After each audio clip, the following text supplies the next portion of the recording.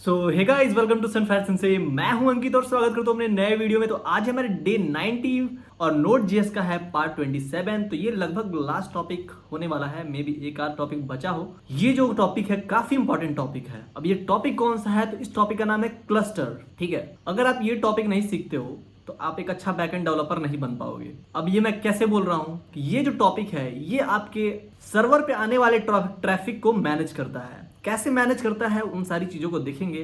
तो actually main problem क्या है, चलते हैं उसको देखते हैं। ठीक है, तो हमारा नोटपैड को ऑन तो देख लो। मान लो कि ये आपका सर्वर है। ठीक है, ये रहा आपका सर्वर तो समझते ही होगे, खैर छोड़ो। और मान लो ये एक यूजर है, यूजर आया, सर्वर पर रिक्वेस्ट किया, इधर से रिस्पॉन्स मिला, इसको कोई दिक्कत नहीं है। एक और यूजर आया, वो भी आया, रिक्वेस्ट किया, रिस्पॉन्स लिया, कोई दिक्कत नहीं है। एक और यूजर आ गया, इधर से रिक्वेस्ट किया, फिर इसको रिस्पॉन्स मिला, कोई दिक्कत नहीं है। लगभग 100 यूजर तक आप गए, कोई दिक्कत नहीं हुआ। अब जैसे आप सर्वर बनाए हो और उसको जब लाइव कर रहे हो आप, तो जब लाइव करोगे तो क्या होगा, उस पर थाउजेंड्स ऑफ फॉलोअर्स मैं बोल रहा हूँ, खैर आप लोग फॉलो वगैरह नहीं करते हो, वो गलत बात है, सब्सक्राइब भी नहीं करते हो। थाउजेंड्स ऑफ यूजर जो है वो आएगा, रिक्वेस्ट करेगा, हो सकता है मिलियंस में भी आए। ठीक है, जब मिलियंस में आएगा तो क्या होगा, आपका जो सर्वर है वो तो उसके पास तो कुछ जीबी में जो है वो स्टोरेज है, लेट सपोज 8 जीबी या 16 जीबी के आसपास स्टोरेज है। तो ये क्या होगा, जब इतने सारे रिक्वेस्ट आएंगे तो जो आपका सर्वर होगा या तो यूजर को स्लो कर देगा, यहाँ पे दो केस होगा, या तो स्लो कर देगा या सर्वर खुद डाउन हो जाएगा, सर्वर हो जाएगा क्रैश। इन्हीं दो में से एक कोई केस हो सकता है। मिलियंस ऑफ यूजर को नोड जैसे एक बार में हैंडल कर पाए, ये पॉसिबल ही नहीं है। ठीक है, इसको कैसे हम सही कर सकते हैं उसको चलते हैं देखते हैं। सबसे पहले क्या करते हैं, हम अपना जो वेब डेव वाला फोल्डर है इसको ऑन करते हैं। यहाँ फोल्डर बनाते हैं डे 90 के नाम से, लिखते हैं डे 90 और इसको ऑन करते हैं। यहाँ पे ओपन विथ कोड करते हैं और एक बनाते हैं बॉयलर प्लेट कोड। तो फटाक से बना लेते हैं। यहाँ लिखते हैं हम npm init, एंटर करते हैं, enter enter enter enter enter enter enter हो गया। हमारा जो बेसिक सा फाइल है वो बन चुका है। हम यहाँ लिखते हैं npm i express, तो एक्सप्रेस को इंस्टॉल कर लेते हैं और नोडमॉन को इंस्टॉल कर लेते हैं, जो कि हमारी बेसिक चीजें हैं, उसको तो इंस्टॉल करना जरूरी है ही। तब तक हम क्या करते हैं, एक नया फाइल बना लेते हैं, लिखते हैं यहाँ पे index.js और यहाँ नोडमॉन को भी इंस्टॉल कर लेते हैं, लिखते हैं npm i nodemon। ठीक है, और इसके अंदर आके उसको चेंज कर लेते हैं, इस टेस्ट को चेंज कर देते हैं, इसे स्टार्ट से लिख देते हैं स्टार्ट। और ये जो यहाँ पे पोर्शन है इसको हम चेंज कर देते हैं नोडमॉन, जो एज यूजुअल करते हैं वही लिख देते हैं नोडमॉन index.js। ठीक है, और यहाँ पे जो कुछ कोड है उसको हम फटाक से लाते हैं। तब तक आप लोग चाहो चैनल को सब्सक्राइब करो, वीडियो को लाइक करो। तो ये जो हमारा बॉयलर प्लेट कोड है वो यहाँ पे आ चुका है। अब चलते हैं, शुरू करते हैं चीजों को। एक्चुअली में हमें हुआ क्या है, यहाँ पे हमने एक्सप्रेस को इंपोर्ट किया है, एक ऐप बनाया है और एक यहाँ पे पोर्ट लिखा है। पोर्ट ये पुराना वाला ही है तो हम इसको चेंज कर देते हैं, लेट सपोज 5500। ठीक है, यहाँ पे हमने एक रूट राउट बनाया है जिसमें हमने एक जेसन पास किया है, मैसेज हेलो। ठीक है, और यहाँ पे एक ऐप लिसन को दिया है, यानी कि एप्लीकेशन को हमने लिसन किया। अब यहाँ पे करते हैं हम npm स्टार्ट करके ज़रा देख लेते हैं कि कोई दिक्कत तो नहीं है।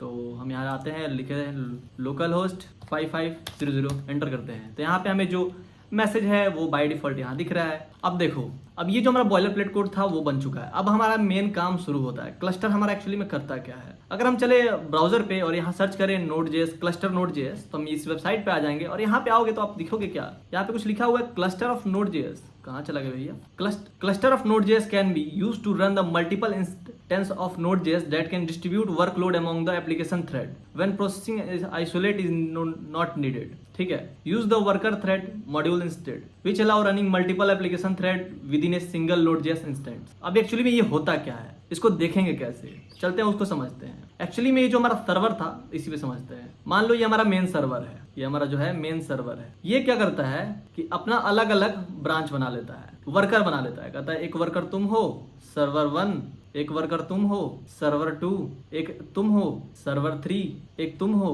सर्वर 4।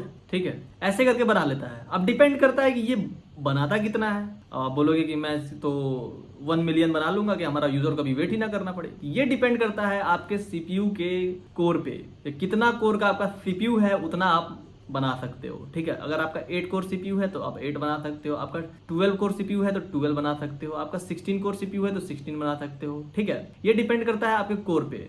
4 कोर है तो 4 ही बना पाओगे। मान लो कि हम लेके चल रहे हैं कि 4 कोर सीपीयू है। अब यहाँ पे एक यूजर आया, यूजर 1, आया इसको सर्वर को बोला, मेन सर्वर को कि भैया हमने एक रिस्पॉन्स दिया है, रिक्वेस्ट किया, हमें रिस्पॉन्स चाहिए। तो ये क्या करेगा, ये जो काम आएगा फटाक से भेज देगा इसको, कहेगा 1 वाला तुम इसको देख लो। फिर 2 आएगा, जैसे ये इसके पास आएगा तो ये 2 के पास भेज देगा। फिर 3 आएगा तो फिर 3 क्या करेगा, 3 को 3 के पास भेज देगा। फिर 4 आएगा तो 4 वाले को 4 के पास भेज देगा। फिर 5 आएगा तो 5 वाले को 1 के पास भेज देगा। ऐसे करके ये चलते रहता है। तो जैसे कि हम यहाँ देखते हैं कैसे ये अलग अलग लेता है। तो उसके लिए हम एक मॉड्यूल को यहाँ पे इंस्टॉल कर सकते हैं क्या, कि इसको मैं यहाँ से चेंज करता हूँ, यहाँ पे मैं देता हूँ ये, ठीक है, और यहाँ पे मैं डॉलर का साइन देता हूँ। एक चीज़ को यहाँ यूज़ करता हूँ जिसको बोलते हैं process.pid, ठीक है। process.pid को हम यूज़ करेंगे और आते हैं अपने ब्राउजर पे और हम पेज को रिफ्रेश करते हैं। तो यहाँ पे दिखा रहा है कि 5512 यहाँ पे हमारा काम कर रहा है, ठीक है। अभी हम कितना भी रिफ्रेश करें तो यही हमारा काम कर रहा होगा। हम चलते हैं मल्टीपल थ्रेड्स बनाते हैं, मल्टीपल क्लस्टर्स बनाते हैं, वर्कर्स बनाते हैं। तो कैसे बनेगा वो, बेसिकली कोड सारा सेम ही होगा, बस थोड़ी बहुत चेंजेस होंगी। तो हमें एक और चीज़ बनाना होगा, लिखते हैं हम एक नया फाइल बनाते हैं, लिखते हैं server.js, ठीक है। और इसके अंदर क्या करते हैं, हम क्लस्टर को इंपोर्ट करते हैं। तो क्लस्टर जो है इनबिल्ट मॉड्यूल है, हमें इंस्टॉल नहीं करना होगा। तो अपने ब्राउजर पे और यहाँ पे एक जो लाइन लिखा हुआ है जैसे const cluster require node cluster, इसी को हम कॉपी कर लेते हैं, ला के यहाँ पे पेस्ट कर लेते हैं, जो हमारा टाइम बचे। तो हमने क्लस्टर को इंपोर्ट कर लिया। जब क्लस्टर को इंपोर्ट कर लिया तब हमें पता करना है कि हमारे पास कोर कितने हैं, हमारे सिस्टम में कोर कितना है, थ्रेड कितना है, ठीक है। तो उसके लिए हमारे पास हम कितना वर्कर बना सकते हैं। तो हमारे पास एक OS नाम का मॉड्यूल होता है। तो हम लिखते हैं const OS is equal to require OS, ठीक है। OS को इंपोर्ट कर लिया। अब हम क्या करते हैं कि एक और बनाते हैं const नंबर ऑफ CPU, ठीक है। नंबर ऑफ CPU के नाम से, ये n मैं छोटा कर देता हूँ, नंबर ऑफ CPU के नाम से बनाते हैं और यहाँ लिखते हैं OS डॉट CPUs और इसका क्या चाहिए हमें, लेंथ, इसका चाहिए हमें लेंथ, ठीक है। Alt Shift F कर लेते हैं, चीज़ें फॉर्मेट हो गई। हम यहाँ पे कंसोल लॉग कर लेते हैं कि ये जो नंबर ऑफ CPU है वो कितना है, नंबर ऑफ CPU कितना है। तो इसको सेव करते हैं, यहाँ पे चीज़ को रन कर देते हैं। तो यहाँ पे दिखा रहा है हमें कि अगर मैं इसको जूम करता हूँ तो नंबर ऑफ जो CPU है वो 8 है, ठीक है। अगर आपको समझ में जाए तो यहाँ पे नंबर ऑफ CPU को हमने कंसोल लॉग किया है तो हमें यहाँ पे 8 मिला है। यानी इससे पता चल रहा है हमें कि हमारा जो नंबर ऑफ CPU है वो 8 है। तो इस टर्मिनल को हम किल कर देते हैं फिलहाल के लिए। अब हम क्या करते हैं, चलते हैं क्लस्टर को यूज़ करते हैं। फिलहाल इसको हम हटा देते हैं और आते हैं ब्राउजर पे। तो हमारे पास एक चीज़ क्या है, इफ़ क्लस्टर इज प्राइमरी, अगर वो प्राइमरी क्लस्टर है तो तुम क्या करो, अगर हमारा जो क्लस्टर है वो प्राइमरी है तो हम जो वर्कर है वो कैसे बनाएंगे। तो वर्कर को हम बना रहे होंगे इसके मदद से। हम यहाँ पे एक फॉर लूप लगाएंगे, सेम टू सेम, बस इसको कॉपी पेस्ट कर लेना है और यहाँ पे लाके पेस्ट कर देंगे। तो यहाँ पे जो नंबर ऑफ CPU है उसको हमने जो अपना वेरिएबल बनाया है उसको उससे चेंज कर देंगे। नंबर ऑफ CPU से ये चेंज हो गया। अब देखो उसके बाद देंगे फिर से हमसे एल्स के क्यों दे रहे होंगे, क्योंकि अगर वो हमारा जो वर्कर है और वो प्राइमरी नहीं होता है तो हमारा जो नॉर्मल एक्सप्रेस सर्वर है वो रन करे, ठीक है। तो उसके लिए पहले हमें क्या करना होगा कि हमें एक्सप्रेस को वहां पे इंपोर्ट करना होगा। तो हम आते हैं इसके अंदर ही एक्सप्रेस को इंपोर्ट कर लेते हैं। फिर क्या करना होगा, एक ऐप और मतलब ये सारा जितना सारा कोड है इसको यहाँ पे डालना होगा। तो हम यहाँ से इसको कॉपी करते हैं और यहीं पे लाके डाल देते हैं, ठीक है। हो गया, Alt Shift F कर लेते हैं, चीज़ें फॉर्मेट हो गई। अगर हमारा जो क्लस्टर है वो चल रहा है तो ठीक है, और नहीं चल रहा है तो हमारा जो एक्सप्रेस का नॉर्मल सर्वर है वो तुम चला दो। अगर हम इसको रन कराते हैं, देखो ये नॉर्मली जो सर्वर है वो स्टार्ट हो चुका है, ठीक है। देखो ये सर्वर जो है वो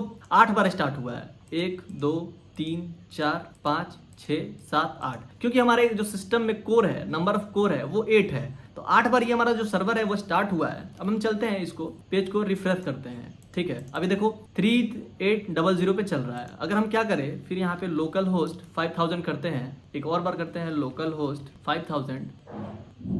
तो देखो क्या हो रहा है कि ये जो जितने भी सर्वर है वो अलग अलग पोर्ट पे चल रहा है, ठीक है। सब अलग अलग काम को हैंडल कर रहा है। वैसे हमारा क्लस्टर काम करता है। तो आई होप आपको जो क्लस्टर का वीडियो है समझ में आया होगा। समझ में आया तो प्लीज़ वीडियो को लाइक करना, चैनल पर नहीं तो सब्सक्राइब करना। मिलते हैं नेक्स्ट वीडियो में। अभी के लिए tata, bye bye, good night.